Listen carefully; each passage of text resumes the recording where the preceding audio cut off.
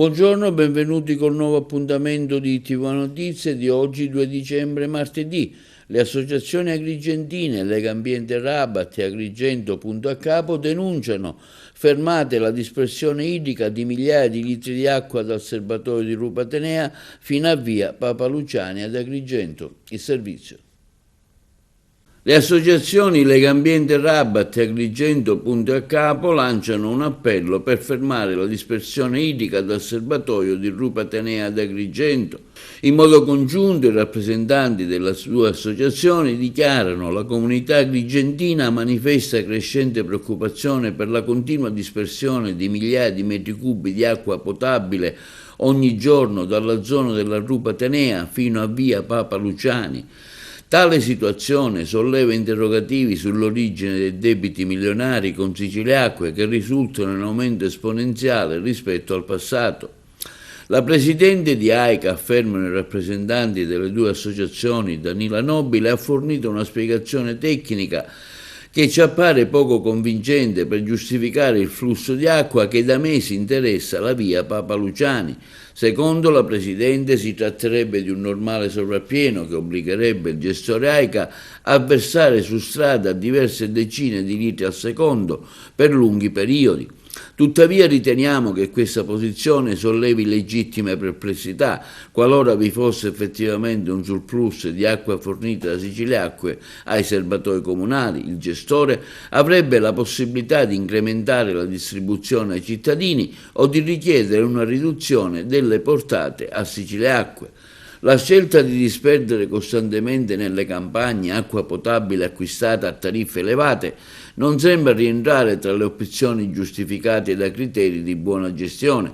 Per tale motivo, affermano i rappresentanti delle due associazioni, riteniamo necessario che la Presidente chiarisca pubblicamente tutti gli aspetti tecnici, gestionali, economici e ambientali relativi alla vicenda, mentre la cittadinanza è soggetta a turnazioni idriche, manutenzioni carenti, tariffe in aumento e mancata erogazione dei bonus idrici, la prassi indicata dalla Presidente suscita dubbi anche in relazione a possibili danni economici, rischi di dissesto geologico e problematiche per la viabilità ordinaria.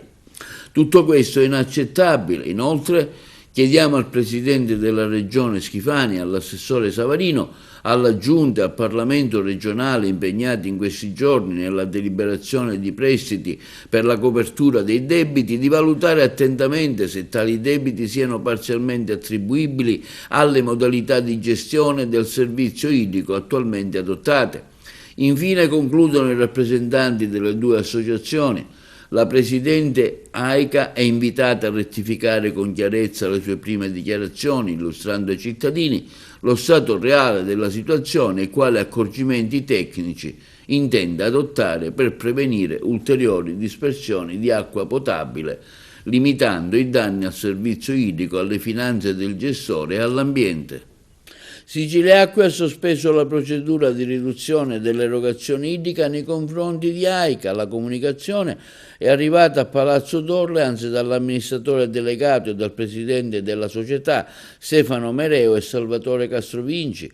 La decisione segue l'emendamento della legge di stabilità presentato dal presidente della regione siciliana Renato Schifani e approvato dalla Commissione Bilancio lo scorso 27 novembre. La norma prevede un prestito di 20 milioni di euro destinata all'azienda idrica dei comuni agrigentini, per l'appunto l'AICA, per coprire i debiti accumulati nei confronti di Siciliacque.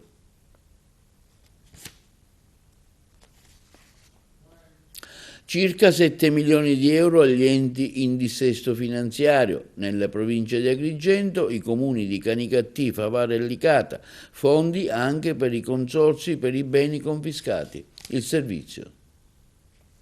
La Regione va in sostegno dei comuni siciliani in dissesto finanziario. Un decreto dell'assessorato alle autonomie locali e della funzione pubblica, retto ad interim dal presidente Renato Schifani, stabilisce la ripartizione agli enti locali di quasi 7 milioni di euro per compartecipare alle spese per servizio per la copertura del disavanzo. Le risorse potranno essere utilizzate anche per sostenere la spesa per i dipendenti in soprannumero, perché i comuni non abbiano già ricevuto in precedenza un contributo specifico per questo scopo. Nel dettaglio, 4 milioni di euro sono erogati a 8 comuni con popolazione da 25.000 a 100.000 abitanti, tra cui Canicattì, Favara e Licata nell'Agrigentino, Gela nel Nisseno, Acicatene e Caltagirone nel Catanese, Barcellona Pozzo di Gotto nel Messinese, Monreale nel Palermitano. Altri 2,8 milioni di euro vanno a 62 enti, 5 nell'Agrigentino, 17 nel Catanese, 4 nell'Ennese, 16 nel Messinese, 12 nel Palermitano, 2 nel Ragusano, 5 nel Siracusano e 1 nel Trapanese. Le condizioni per accedere a questi fondi, come previsto dalla legge 325, è di essere in dissesto finanziario alla data del 30 settembre 2024 e da non più di 5 anni dalla data in vigore della norma, oppure di aver chiuso il dissesto dopo il 31 dicembre del 2022. Con altro decreto vengono regati 200.000 euro a 29 comuni con popolazioni fino a 100.000 abitanti, a compensazione della mancata assegnazione nel 2021 del contributo statale per quelle realtà che avevano peggiorato il loro disavanzo.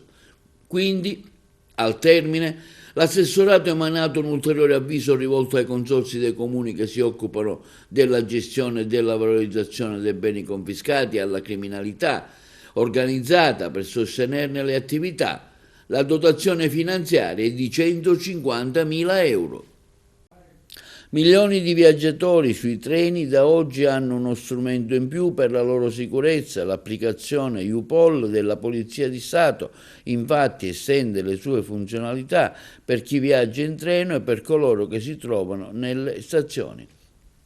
L'app U-Poll della Polizia di Stato è oggi al servizio anche dei viaggiatori in stazione e a bordo treno, per consentire di segnalare in maniera semplice e immediata, anche in forma anonima, episodi di bullismo, spaccio di stupefacenti, violenza domestica e altre situazioni di illegalità in ambito ferroviario. Il viaggiatore potrà in pochi secondi indicare la stazione ferroviaria in cui si trova o il treno a bordo del quale sta viaggiando e attraverso un sistema di geolocalizzazione le segnalazioni giungeranno direttamente alle sale operative della Polizia Ferroviaria per garantire un tempestivo intervento. È possibile scaricare l'app gratuitamente su tutti i dispositivi mobili e selezionare, anche in ambito ferroviario, l'interfaccia per gli utenti non udenti e per gli utenti stranieri. L'app non sostituisce il numero unico di emergenza 112, ma rappresenta una modalità più smart per consentire alla Polizia di Stato di esserci sempre. I giudici della Corte d'Assise di Alessandria hanno rigettato la richiesta di scarcerazione presentata dall'avvocato Pennica per Giovanni Salamone, 62 anni, di Agrigento, condannato all'ergastolo per l'omicidio della moglie Patrizia Russo, di 53 anni, uccisa il 16 ottobre del 2024 a coltellate nella loro abitazione a Solero, in Piemonte. L'uomo quindi resta in carcere. Contestualmente i giudici hanno disposto una perizia psichiatrica per accertare se le condizioni di salute del detenuto siano compatibili con la detenzione carceraria. Secondo una consulenza della difesa, Salamone soffrirebbe di una forma di depressione grave che richiede il ricovero in una struttura specializzata adeguata. Sequestrati 40 kg tra formaggi e ricotta sprovvisti dell'obbligatoria tracciabilità e mal conservati. Gli alimenti erano sistemati su un furgone adibito alla vendita fermato in una strada di Favara. A effettuare il controllo sono stati i carabinieri della locale tenenza. Un cinquantenne di Favara, venditore ambulante, è stato denunciato in stato di libertà alla Procura della Repubblica. I militari hanno richiesto l'intervento del personale dell'ASP che ha confermato l'assenza del rispetto delle norme. Gli alimenti verranno adesso distrutti in un apposito centro autorizzato allo smaltimento, mentre il furgone è stato posto sotto sequestro. Trovato in possesso di poco più di 25 grammi di hashish, un bilancino di precisione, un coltello intriso di droga e alcuni trinciatori per il frazionamento dello stupefacente, oltre a circa 1.000 euro di denaro ritenuto probabile provento dell'illecita attività di spaccio. Il GIP del Tribunale di Agrigento ha convalidato l'arresto del 22enne disoccupato agrigentino. A margine dell'udienza ha sostituito gli arresti domiciliari con l'obbligo di dimora nel comune di residenza, con la prescrizione di non uscire dall'abitazione dalle 19 di sera alle 7 del giorno successivo. Il giovane dovrà rispondere dell'ipotesi di detenzione di sostanze stupefacenti ai fini di spaccio, la scoperta della droga e del materiale per il confezionamento delle dosi nel corso di una perquisizione domiciliare realizzata nell'abitazione dell'indagato tra San Leone e Villaggio Mosè dai poliziotti della sezione volanti della questura. Oggi battute finali del progetto Io non ci casco, nipoti digitali all'Istituto Anna Frank di Agrigento. I ragazzi della scuola hanno predisposto dei quiz interattivi con delle domande sul tema che esporranno nella giornata conclusiva. Le interviste. Assessore Vullo, siamo alle battute finali di Io non ci casco. Oggi diciamo le prove generali all'Anna Frank con risposte multiple per far capire ai ragazzi se hanno recepito i messaggi. Assolutamente sì, siamo alle battute finali di un percorso ricco, bello, soprattutto ricco di contenuti perché i ragazzi sono straordinari e oggi siamo qui all'Anna Frank per fare delle prove rispetto ad un gioco, un quiz che hanno fatto i ragazzi andando ad individuare domande e risposte da portare poi all'attenzione dei nonnini, insomma, e faremo questo gioco quando poi nella conclusione del progetto Io non ci casco saremo tutti insieme per capire il vero significato del progetto e quindi difendere i nostri nonnini da queste odiose truffe. È stato un percorso lungo, bello, ricco di esperienze e soprattutto genuino, perché i ragazzi delle scuole di tutti gli istituti comprensivi si sono comportati in una maniera eccellente, hanno compreso bene il significato del progetto e oggi questo è il risultato di quello che in un certo senso abbiamo fatto. Grazie all'Istituto Anna Frank, grazie a tutti gli istituti che ci stanno dando questa grossissima mano di aiuto per aiutare i nonnini a non cadere nelle truffe. Saremo nel giorno 17-18 di dicembre, questa è una data ancora da decidere, per questo gran finale dove i ragazzi verranno coinvolti. Sarà il momento di premiazione, di riconoscimento, ma soprattutto per ricordare ai nonnini Io non ci casco. Le battute finali possiamo tracciare già un bilancio che è piuttosto positivo. Sì, diciamo che è abbastanza positivo perché abbiamo visto da parte delle scuole un coinvolgimento attivo e protagonista delle attività interne al progetto Io non ci casco e oggi ci hanno coinvolto in questa attività la scuola Anna Frank con la professoressa Tesè nella realizzazione di un contest, di un quiz, diciamo, dove i ragazzi hanno creato digitalmente un gioco dove è possibile inserirsi e quindi partecipare. Sicuramente questo sarà uno dei prodotti che sarà portato al concorso finale e che permetterà ai ragazzi di poter vivere dal vivo e quindi scusate il gioco delle parole, e di vivere qual è il vero ruolo dei nipoti digitali. Oggi prove generali per il gran finale di Io non ci casco. Abbiamo visto i ragazzi anche abbastanza preparati. Sì, i ragazzi hanno realizzato e creato con una piattaforma digitale che si chiama Kahoot, dei Kahoot, sono dei quiz interattivi, utilizzando questa piattaforma multimediale che parla con il linguaggio a loro consueto, con il linguaggio dei ragazzi, dei nipoti digitali. Quindi hanno creato questi quiz che lanceremo che pubblicheremo sul sito del Comune di Agrigento, così possiamo coinvolgere una platea molto più ampia che può comprendere sia i nipoti digitali che i nonni e chiunque abbia un approccio con i social.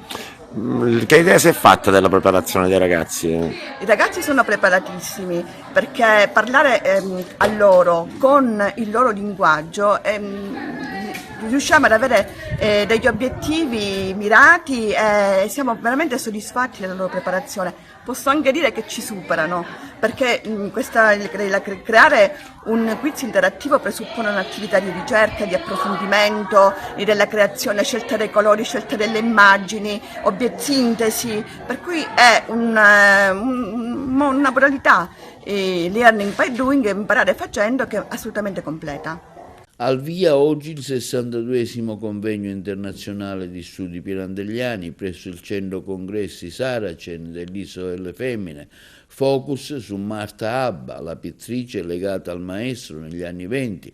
La cerimonia conclusiva si terrà il prossimo 5 dicembre ad Agrigento al Palacongressi per la consegna dei premi Pirandello 2025. Le interviste da Palermo di Davide Sarto. Già dire che siamo al 62esimo convegno vuol dire che Pirandello offre tanti spunti, tante opportunità per cui i ragazzi possono ogni anno esprimere le loro idee. È importante anche in questo momento ascoltare i ragazzi, perché i ragazzi hanno bisogno di essere ascoltati. Come novità abbiamo che faremo la premiazione ad Agrigento, con l'augurio che l'anno prossimo possiamo fare tutto il convegno ad Agrigento. Ricordo doveroso, direi, e il Centro Nazionale Studi Pirandelli di Agrigento non poteva fare a meno dal portare sulla scena, è il caso veramente di dirlo, questa grande attrice, e dico pirandelliana nel vero senso del termine. Marta Abba, si sa, è stata la musa di Luigi Pirandello dopo quell'incontro avvenuto nel 1925. Da quel momento è scattata una molla misteriosissima in Pirandello, per cui le opere che da quel momento Pirandello andava scrivendo avevano la sorgente. Questa sorgente era proprio Marta Abba, che si è rivelata l'attrice pirandelliana per eccellenza, proprio nel senso come voleva Pirandello fossero gli attori. Ecco, così in breve, l'attore doveva entrare nel personaggio in una immedesimazione totale, l'attore doveva annullarsi nel personaggio e secondo appunto questa concezione Pirandello adottò e praticò questa regia, e Marta Abba si è rivelata proprio come l'attrice pirandelliana per eccellenza. Noi vogliamo ricordare con questo convegno, dopo avere l'anno scorso affrontato il problema del teatro d'arte di Roma, focalizzare proprio l'attrice Marta Abba nelle stagioni che vanno dal 1925 al 1928. Erano i cartelloni elaborati e programmati dal Teatro d'Arte di Roma per la regia di Pirandello. Abbiamo parlato del teatro d'arte, ma proprio un cenno con questa, diciamo così, pure rivoluzione anche produttiva. Si voleva rappresentare e dare possibilità agli altri autori giovani di poter portare le loro opere contro un sistema inadeguato e antico che faceva riferimento e faceva entrare in Italia, per esempio, quel teatro borghese di matrice francese o estera, che non era più ormai adeguata a una mentalità nuova, quella che appunto Pirandello ha impresso per il rinnovo della scena teatrale, non solo italiana ma anche mondiale. Ma quando il professor Miliotto mi ha invitato a questo convegno, per me era una grande incognita, perché non mi ero mai prima occupato di Marta Abba, frequentavo un po' Pirandello. Ho accettato, ho scritto l'intervento e sono molto contento di essere qui. Una grande sorpresa è la presenza di tutti questi ragazzi che non mi aspettavo in tale quantità, che creano un'atmosfera molto, molto particolare, perché i convegni che conosco sono convegni a cui partecipano appunto una ventina, trentina di studiosi, si sta in un gruppo compatto tra persone che già insomma si conoscono spesso.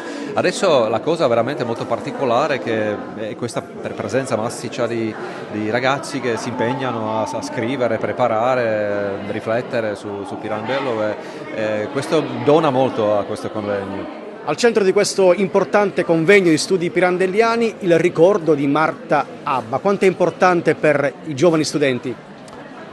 Ma è importante, se è importante Pirandello, è importante Marta Abba, perché fu la musa ispiratrice di Pirandello degli ultimi anni della sua vita. Il loro incontro ebbe luogo nel 1925 all'insegna del Teatro d'Arte di Roma, che si inaugurava in quell'anno e di cui Marta Abba fu la prima attrice. Dopo quel momento, dal 25 al 36, cioè sino alla morte dello scrittore, il legame fu molto stretto, sia dal punto di vista di presenza per i 3 anni del Teatro d'Arte e poi invece viceversa, magari più epistolare, però i due non si persero di fatto mai di vista. Se poi sia stata una fortuna per l'uno o per l'altra, questo è tutto da dimostrare. E si è tenuto a Sant'Angelo Muxaro, presso l'Aula Consiliare, un dialogo sulla valorizzazione dei paesaggi siciliani caratterizzati dagli affioramenti gessosi. Le interviste ai relatori.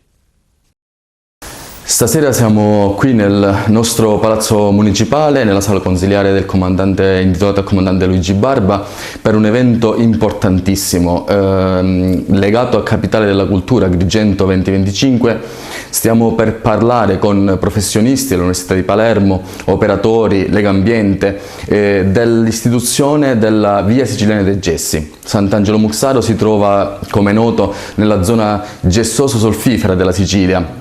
Nel suo territorio ci sono diverse emergenze naturalistiche, soprattutto notissimo è il fenomeno del karsismo con la sua grotta Giavoli, istituita riserva naturale.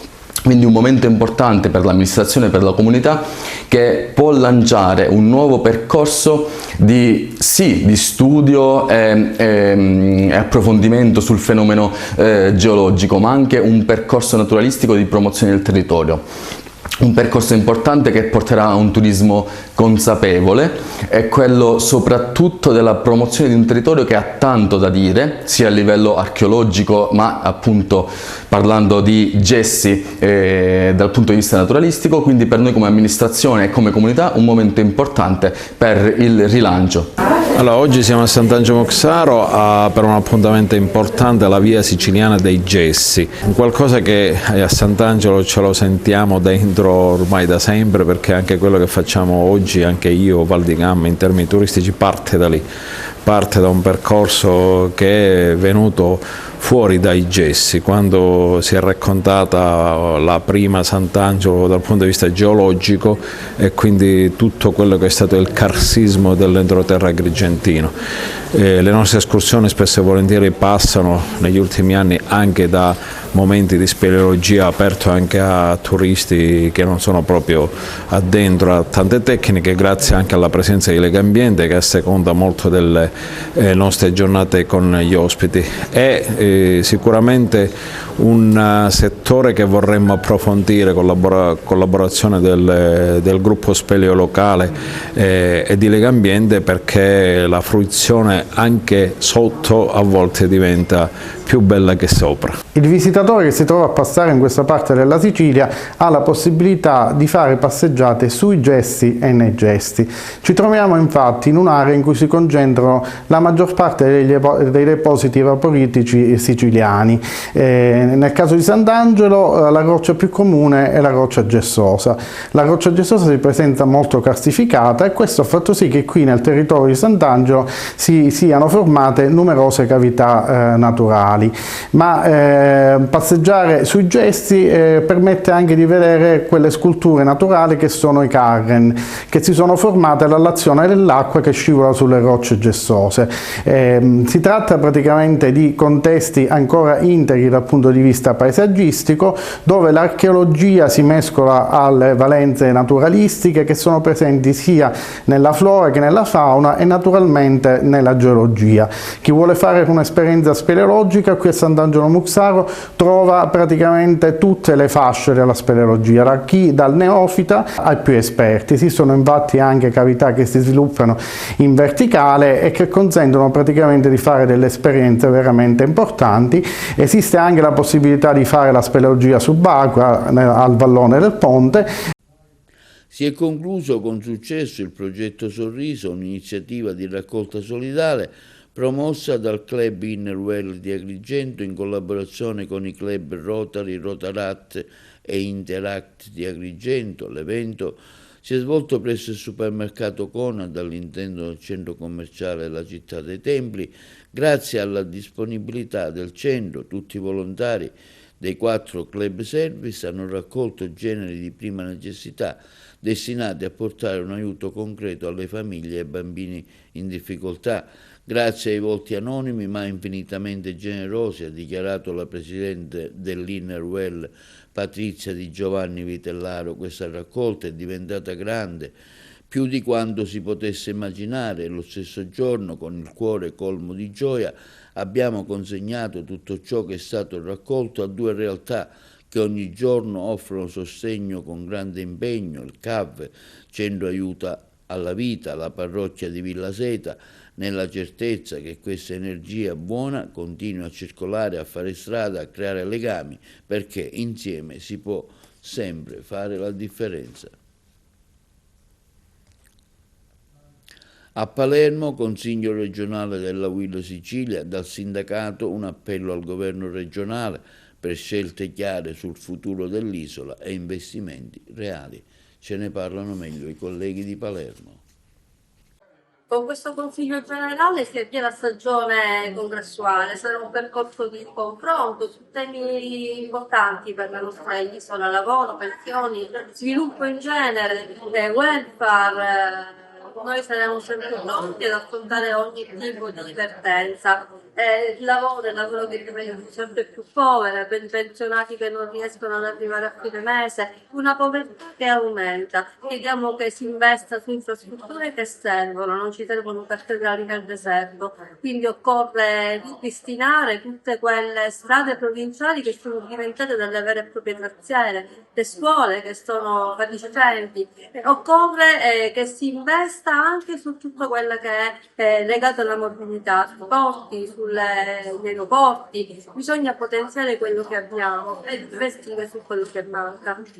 Siamo a Palermo per avviare anche in questa regione la stagione congressuale, una stagione molto impegnativa che ci vedrà in prima linea sia a livello nazionale che a livello territoriale e regionale. Noi con il governo nazionale stiamo insistendo perché ci dia quelle risposte che abbiamo chiesto. Non siamo completamente soddisfatti di questa legge di bilancio, qualche luce l'abbiamo vista, l'abbiamo messa in evidenza, ora è il momento di dare altre risposte sul sistema pensionistico, sul sistema industriale di questo paese, sulla sicurezza e soprattutto su un sistema fiscale che sia più equo e che dia la possibilità ai cittadini di poter avere e aumentare il proprio reddito al fine di aumentare i consumi e creare. Scoperti dal Corpo Forestale scarichi illeciti in 3 oleifici. Ce ne parlano meglio i colleghi di Messina. Gli agenti del Corpo Forestale della Regione Siciliana hanno concluso un intervento di salvaguardia dell'ecosistema del fiume Eleuterio, che dal lago Scalzano, borgata di Figuzza, sfocia in mare tra Ficarazzi e Bagheria, nel Palermitano. Le operazioni che hanno portato a denunce e sanzioni nei confronti di 3 oleifici di Belmonte, Mezzagno e Misilmeri sono state eseguite con attenzione dal dirigente generale Dorotea Di Trapani, costantemente informata degli sviluppi. Su questa iniziativa dell'Ispettorato Ripartimentale delle Foreste di Palermo, il Corpo Forestale ha monitorato per diverse settimane la situazione del bacino fluviale, intensificando progressivamente i controlli in vista della stagione olearia e avviando controlli a campione su frantoi della zona. Lo scorso 19 novembre è scattato un intervento d'urgenza a seguito del grave inquinamento rilevato nelle acque dell'Eleuterio. L'eccezionale produzione olivicola di quest'anno ha spinto molte strutture a lavorare a pieno regime e qualcuno ha scelto di smaltire illegalmente le acque di vegetazione direttamente nel fiume. È stata necessaria quindi un'azione su fronti paralleli.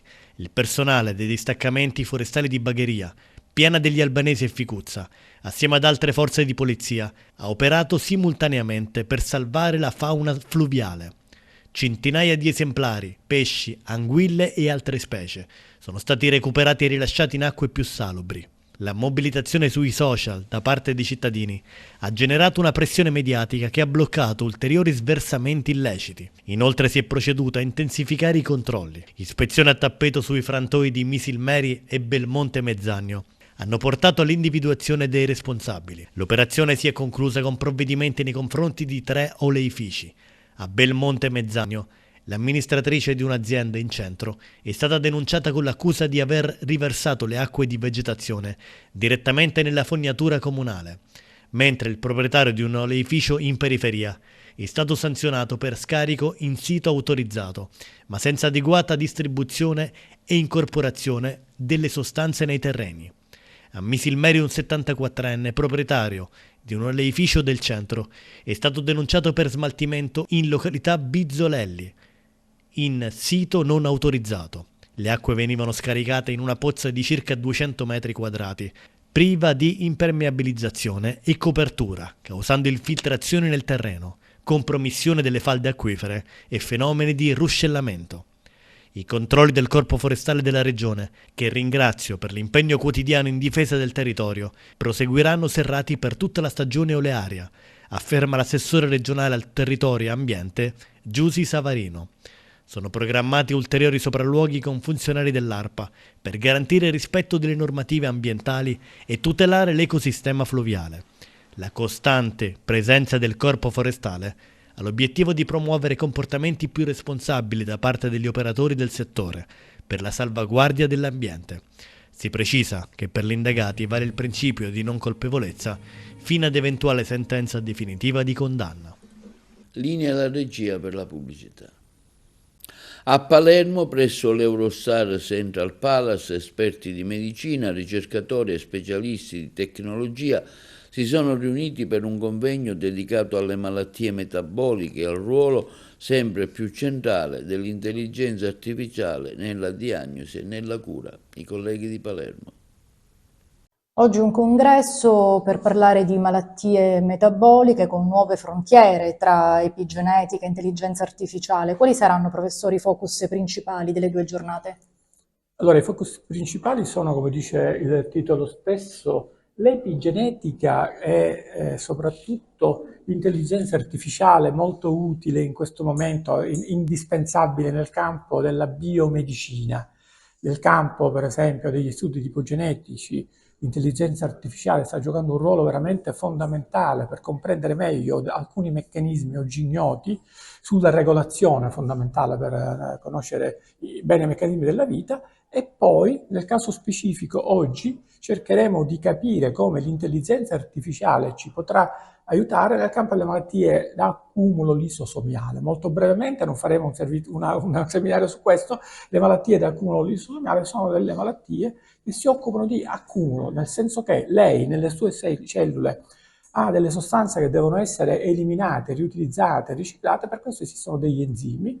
Ogni enzima è deputato a riconoscere un diverso substrato. Se l'enzima non funziona, si avrà l'accumulo di quella sostanza. Questo andrà a determinare un danno cellulare, organo, tessuto, organismo, eccetera. Io mi occupo dal punto di vista clinico, quindi vedo i pazienti affetti da malattia di Gaucher, malattia di Fabry e la SMD, che è un'altra patologia, nel contesto delle malattie lisosomiali. Quindi malattie da accumulo legate a deficit ereditari di un enzima coinvolto nel pathway lisosomiale. La cosa estremamente interessante che si va, diciamo, sviluppando negli ultimi anni è l'eterogeneità di queste patologie dal punto di vista clinico.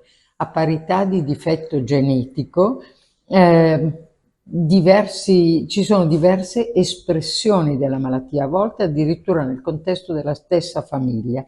Il nostro scopo, e quello che è la nostra relazione in questo convegno, è far capire come, andando a integrare informazioni biologiche con metodi innovativi che si basano su conoscenza matematica e intelligenza artificiale, si possono andare a delineare meglio sia le caratteristiche dei pazienti, sia capire meglio quali possono essere gli interventi clinici e farmacologici per aiutarli, sia per quelli che sono i pazienti magari più gravi, meno gravi, e anche cercando di inferire informazioni che non sono chiare neanche al clinico, ma che vengono fuori grazie a queste tecniche innovative. In particolare io in questo convegno mi occuperò di ambito terapeutico, perché per certe malattie lisosomiali, nel mio caso in maniera specifica una rara malattia che si chiama malattia di Pompe, una glicogenosi, dove c'è un accumulo di glicogeno nel tessuto muscolare e non solo nel tessuto muscolare. Ecco, per questa rara malattia ci sono stati degli avanzamenti terapeutici fondamentali. Erano tutti pazienti che avevano una prognosi estremamente severa, soprattutto i bimbi, erano bimbi che morivano tutti fino a qualche anno fa. Invece adesso abbiamo la possibilità di terapie innovative, terapie enzimatiche sostitutive, e nel prossimo futuro si spera a breve anche di terapie geniche, cioè terapie che agiscono direttamente a livello del DNA. L'intelligenza artificiale se ne parla abbondantemente, ma sicuramente uno dei metodi che permetteranno nel prossimo futuro di avere ulteriori conoscenze su queste malattie, permettere delle terapie efficaci, comprendere quelli che sono i meccanismi che portano appunto al danno cellulare. E sono sicuro che questa giornata odierna darà un contributo fondamentale. Premio speciale della giuria di Mondello Art Expo 2025 al professore Francesco Pira per il suo impegno sociale nel campo della ricerca scientifica sui fenomeni in materia di disagio giovanile e cyberbullismo. Sentiamo lo stesso Francesco Pira.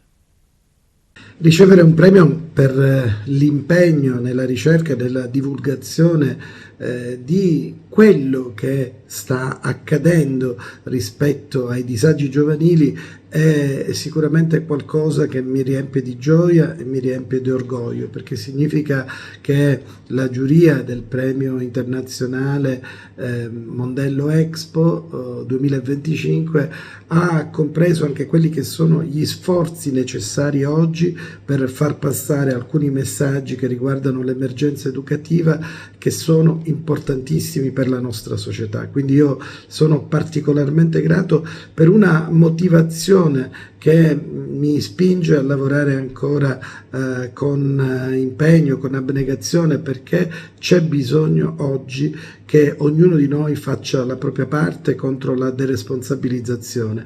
Sentire che ogni giorno ragazzi, minorenni usano coltelli, che ci sono in continuazione risse nelle nostre città, piccole o grandi, che ci sono vittime in continuazione, questo non ci deve far demordere. Quindi credo che questo premio significhi anche una testimonianza che quello che sta accadendo non deve più accadere, che ognuno di noi deve impegnarsi al massimo. La Fondazione al Teatro Pirandello presenta uno spettacolo dedicato alla memoria di Gian Campione, ambasciatore della canzone siciliana nel mondo, per il prossimo 14 dicembre alle ore 20:30. L'evento, organizzato dall'Associazione Antica Agrigento, si propone di far rivivere almeno per una sera il compianto artista agrigentino attraverso uno spettacolo ricco di artisti, ospiti e filmati che riproporranno il suo vasto repertorio. La regia è affidata a Bruno Carapezza, mentre la conduzione sarà di Aristotele Cuffaro. Zero Stress è il nuovo singolo con videoclip di Lello Analfino, disponibile in radio e in digitale a partire da oggi. È un brano che diventa dichiaratamente l'inno del popolo migrante, un racconto ironico e profondamente umano verso tutti coloro che per scelta o necessità lasciano la propria terra portandosi nel cuore tutto ciò che conta davvero. Intanto è iniziato il tour musicale di Lello Analfino, diverse le tappe in Italia, tra cui Roma, Milano, Bologna, Pisa e Torino.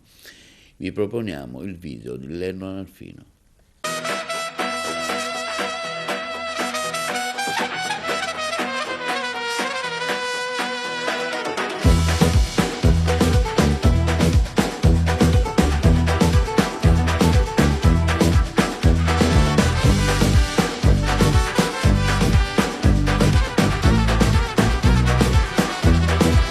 Voglio vivere a casa, dove il mare è più blu, dove se c'è un problema incontri un amico, problemi su due.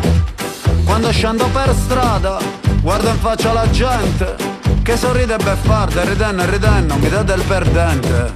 Me ne torno a casa, dove mamma mi pasa, dice a Cira si squaglia, cannella si sparta, ormai è tutta fusa. Il lavoro è lontano, mi conviene partire, picchio pane che duce, chiamaro per cui se lo deve cercare. Popolo migranti, partiamo e ci portiamo appresso i sogni infranti. Sicilia Express, senza stress, viaggiare e non fermarsi all'apparenza. Sicilia Express, zero stress, siamo persi, viaggiare accende la speranza. Sicilia Express.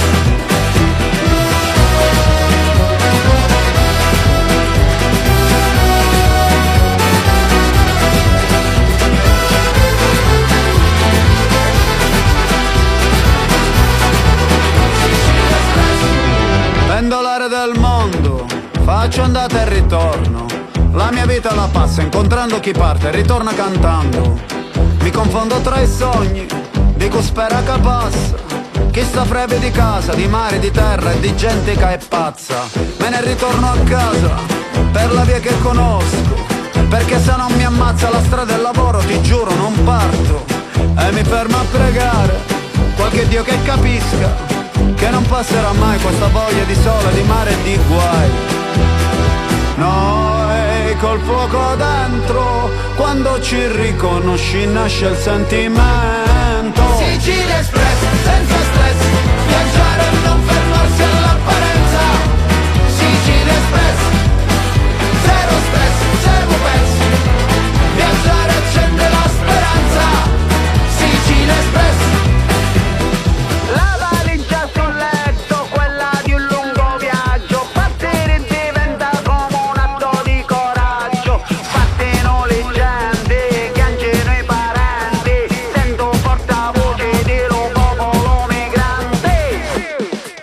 Sicilia Express, senza stress, viaggiare e non fermarsi all'apparenza.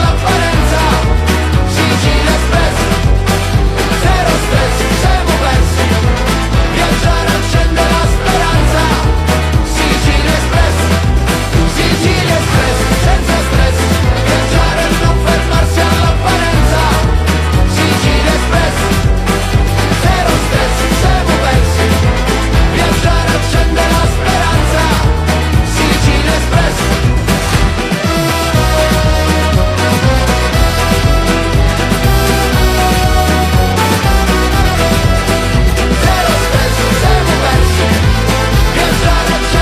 speranza. Sicilia Express,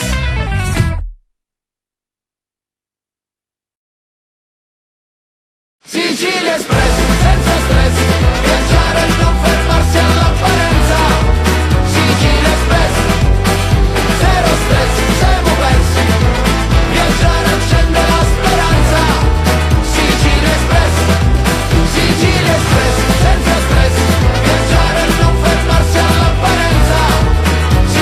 Express. Zero stress, siamo persi, viaggiare accende la speranza. Sicilia Express.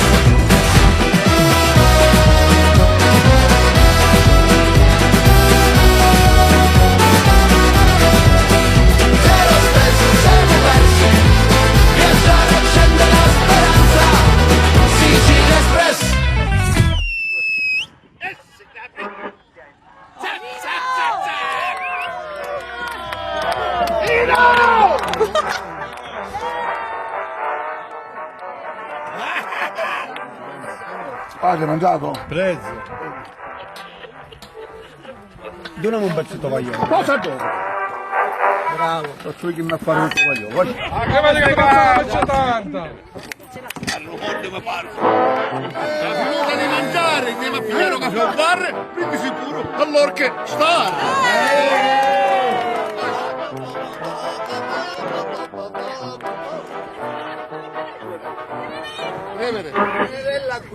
Per Maria in Borgo. E questo è tutto per l'edizione odierna di TVA Notizie. Vi ricordiamo che i nostri programmi si possono vedere in tutta Italia sul canale 268 del digitale terrestre, per chi ha la Smart TV, in streaming sul sito www.televideoagrigento.tv, il telegiornale sul canale 93 di Via Sicilia alle 15 e alle 20 e replica la mattina alle 9. Inoltre i nostri servizi si possono visionare sul canale YouTube di TVA Televideo Agrigento. E questo è tutto per oggi, vi auguriamo una buona serata.